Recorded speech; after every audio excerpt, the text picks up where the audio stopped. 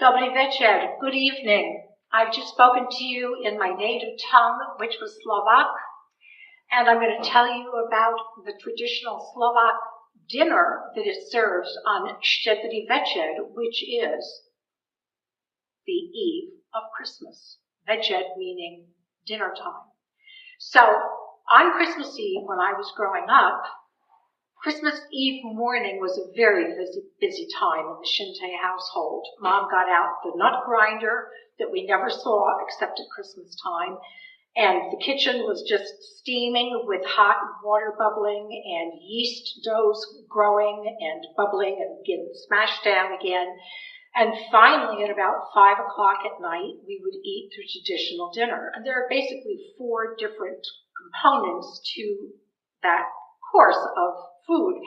And the first one was the serving of, in Slovak, the oblatky. And oblatky are basically water, flour, and they were about this size and oval in size and pure white with some sort of pattern on them that the pressing machine, like a panini maker, would make, except they were thin, almost like the communion wafers that many of us have had other than an actual loaf of bread.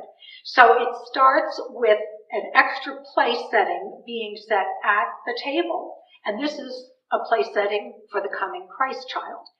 And every member of the household, starting with the head of the house, would take a piece, break it off, put some honey on it, pass that plate around to every person at the table until it comes to the expected guest's place setting. And then it's placed down there, and everybody in turn is pouring honey on it. And when everybody has received their piece with the honey, they then eat it. And then after that, the next course is served. And this is a yeast dough recipe. And it's basically the same as what you would see that are kolačky, which are the dessert kinds of fruit-filled. But these are just the little yeast dough balls. And we would take turns during that day grinding up poppy seed so that it was very fine. And after the yeast balls had been properly baked and wetted and whatever, a poppy seed and honey mixture would then be spread, and that would be the next course. And poppy seed was always a symbol of wealth, because in Slovakia, at least, you didn't see very many poppies, and if you wanted poppies, you're going to have to spend a couple of koruny in order to get them.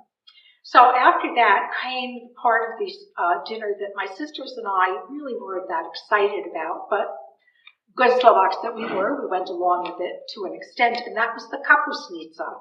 And Capucinita is basically sauerkraut soup, and you add mushrooms, and you add spare ribs, and you add klobaski, which would be the Polish or Slovak version of like an Italian sausage or something else, a pork-based sausage. So you have the Capucinita and rye bread, usually to help spoon up whatever.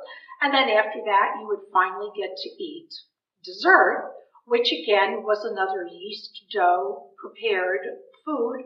And again, we would grind walnuts after washing ever so carefully because we didn't want to have poppy seeds mixed with walnuts. And we would then have our loaf of walnut ground mixed again with honey and some other seasonings rolled into a loaf and then sliced down the thin side so that it's about like bread, and that and tea and coffee. Now, the funny part, like I said, was we had this Capucinita, and we weren't all that fond of it, I have to be honest. So in the middle of the afternoon, my 2 sisters, I was the middle of the 3, and I would say, oh, we still need to buy a gift for Dad. And Mom, after the first 2 or 3 years, got the hint, and she just said, okay, be careful and don't be gone too long. And we would actually go to the 5 and 10 and buy some little something or other, but we would also stop at Sam's Pizza. And it only cost a quarter to get a slice of pizza. And we would eat our piece of pizza, and then we would go home and somehow be able to make it until after the Christmas Eve service, when the members of the church council were invited up to our home. And my father, the pastor, would then serve them with apples and fruits and nuts and ham and whatever else have you, and then we could finally make up for whatever we hadn't eaten earlier in the evening. So I want to wish you a Merry Christmas and a Happy New Year in Slovak, and it's Vesela Vianoce a Častivý Nový rok. Thank you. Bye-bye.